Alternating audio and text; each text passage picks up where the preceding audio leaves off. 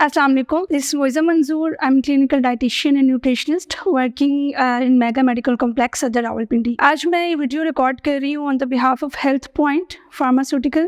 Discussion का यहाँ पे मेन टॉपिक ये है कि that is PCOS। PCOS basically हमारी यंग जनरेशन में एक बहुत ही राइजिंग इशू है। ये एक वोल्केनिक इरप्चर की तरह हमारी यंग जनरेशन में फैलता जा रहा है। अगर हम इस पर बात करें, इसकी परसेंटेज को कंपेयर करें तो वेस्ट वर्ल्ड में, डेवलप्ड वर्ल्ड में इसकी परसेंटेज जो है 5 to 10% है। बट अगर हम पाकिस्तान में बात करें तो इसकी परसेंटेज 33% है। यानी कि every 5th to 7th lady को PCOS डायग्नोज हो रहा है। PCOS बेसिकली होता कैसे है, इसके पीछे जो इसका रूट कॉज है वो क्या है। वैसे तो देखा जाए अगर कुछ चीज़ों में लाइक हम इसको कह सकते हैं कि ये हेरिडिटरी है, यानी कि जेनेटिकली भी आ जाता है, या हमारी बॉडी में जो है वो मेल हार्मोन के जो लेवल है उसके बढ़ने से आ जाता है। बट इन चीज़ों को का भी एक सेंट्रल प्लेयर है, यानी कि इन सब चीज़ों का भी एक मेन रूट कॉज है जो that is insulin resistance. Insulin resistance जो है बेसिकली वो है क्या, या हमारी बॉडी में इंसुलिन रेजिस्टेंस होता कैसे है। हम लोग अपनी डेली रूटीन में जो भी चीज़ ले रहे हैं, जो भी फूड इनटेक कर रहे हैं, जो भी खा पी रहे हैं, उसमें से हमारा जितना फैट्स हो गया, हमारे कार्बोहाइड्रेट्स हो गए, हमारा जंक फूड हो गया, इस तरह की जितनी भी चीज़ें हैं, जब हमारी बॉडी में वो खाना डाइजेस्ट होता है तो डाइजेशन के बाद वो ग्लूकोज बन जाता है, और ग्लूकोज बनने के बाद वो हमारी ग्लूकोज जो है वो ब्लड में एब्जॉर्ब होता रहता है। तो जब ग्लूकोज ब्लड में एब्जॉर्ब होता है, वहाँ पे हमारी बॉडी में मौजूद पेनक्रियाज एक हार्मोन प्रोड्यूस करते हैं दैट इज इंसुलिन। इंसुलिन वहाँ पे अपना काम क्या करता है कि वो ब्लड में से उस ग्लूकोज को लेता है और उसको हमारी बॉडी के बाकी सेल्स में जो है वो डिस्ट्रीब्यूट करता है। और यहाँ पे एक और प्रोसेस होता है कि जो अगर हमारी बॉडी में, हमारे ब्लड में ग्लूकोज लेवल जो है वो थोड़ा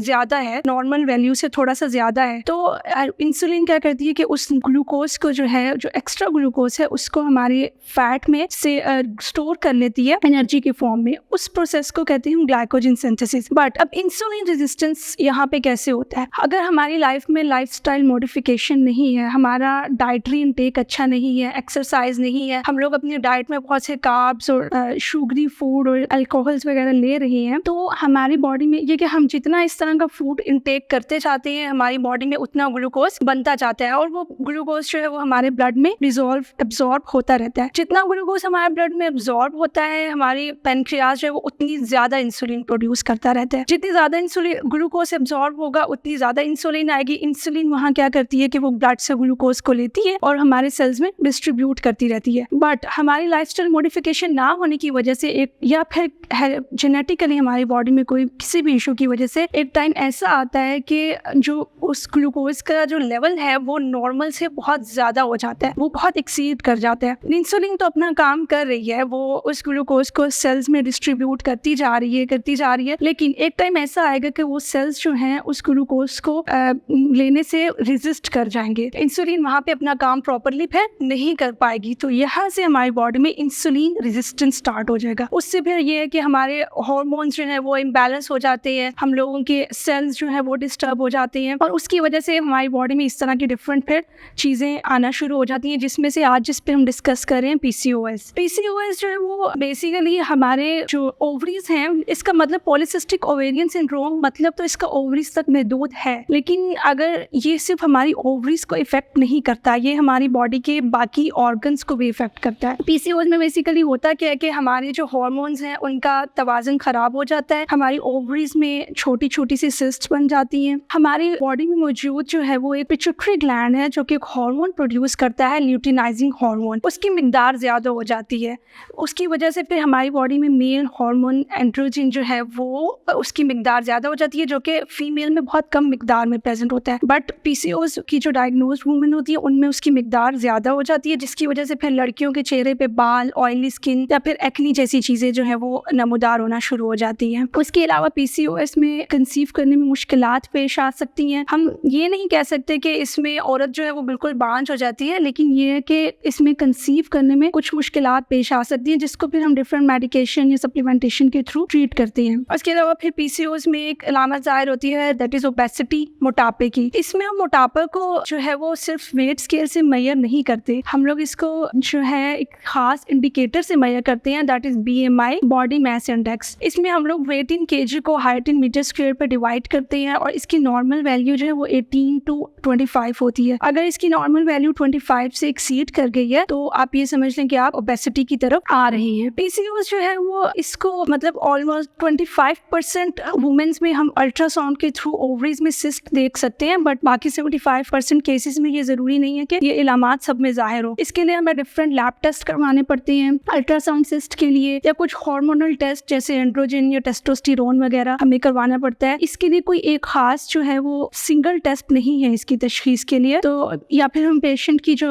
हिस्ट्री है उसमें उसकी मेंस्ट्रुअल इरेगुलरिटी के बारे में पूछ सकते हैं या फिर उसकी स्किन कंडीशन के बारे में। तो ये एक क्राइटेरिया है, अगर इसमें 3 में से 2 भी मीट कर जाए तो हम PCOS को डायग्नोज कर सकते हैं। जैसे कि मैंने स्टार्ट में बताया कि PCOS जो है वो सिर्फ हमारी ओवरीज जो है वो इफेक्ट नहीं कर रहा, हमारी बॉडी के बाकी ऑर्गन्स को भी इफेक्ट कर रहा है। तो अगर हम लोग इसका टाइम पे इलाज नहीं करवाएंगे तो हमारी बॉडी में कुछ लाइफ टाइम सीरियस कॉम्प्लिकेशंस हो सकती हैं, जैसे कि heart disease, diabetes, blood cancer, uterine cancer यानी कि बच्चेदानी का कैंसर वगैरह। हमें वक्त पे इसका इलाज कराना बहुत ज़रूरी है। इसका इलाज को हम लोग कंट्रोल कर सकते हैं। ये एक मेथड है कि हम PCOS को जो है वो अपनी बॉडी से मुकम्मल तौर पे ख़त्म कर सकते हैं। PCOS जो है वो हमारी बॉडी से कभी भी ख़त्म मुकम्मल तौर पे नहीं हो सकता।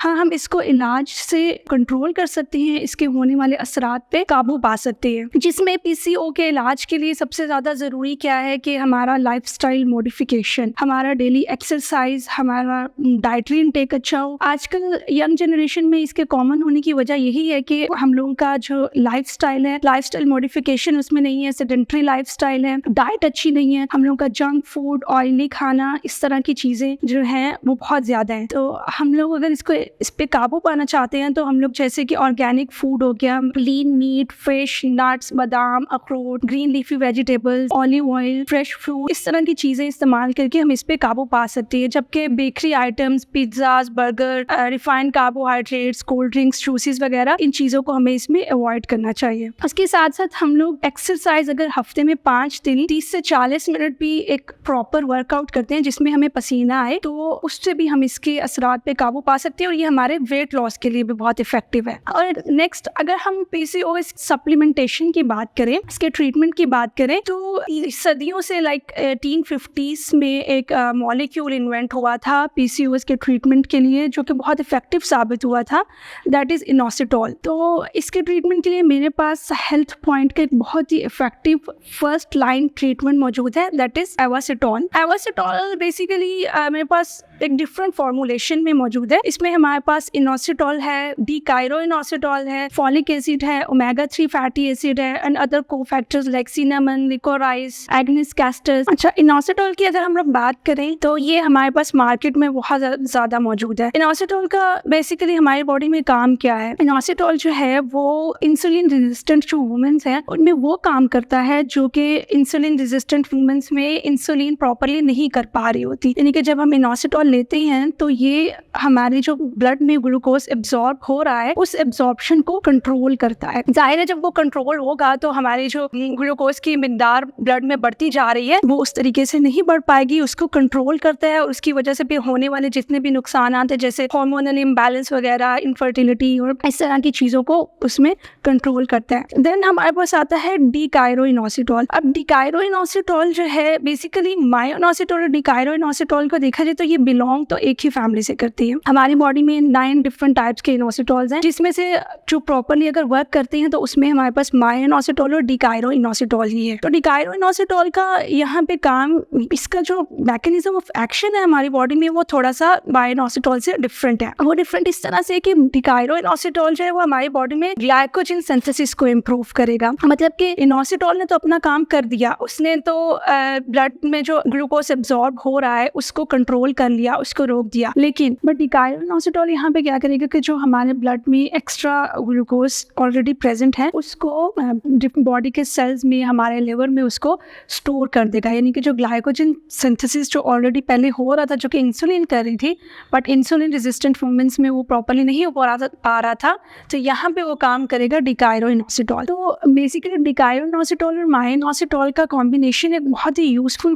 कॉम्बिनेशन है इंसुलिन रेजिस्टेंस के लिए और उसकी वजह से होने वाले असरात जैसे कि मेंस्ट्रुअल इरेगुलरिटी, हार्मोनल इम्बैलेंस, या फिर इसके कॉम्बिनेशन को हम कहते हैं मायोनोसिटोल और डिकायोनोसिटोल के कॉम्बिनेशन कहते हैं ओवासिटोल, यानी कि it induce ovulation in women and it improves the egg quality. तो इसका कॉम्बिनेशन जो है बहुत यूजफुल और इफेक्टिव कॉम्बिनेशन है हमारी पीसीओएस और उसकी वजह से होने वाले असरात के लिए। उसके साथ साथ हमारे पास इसमें अवेलेबल है फॉलिक एसिड, जो कि फोलेट डेफिशिएंसी को जो है वो इम्प्रूव करता है।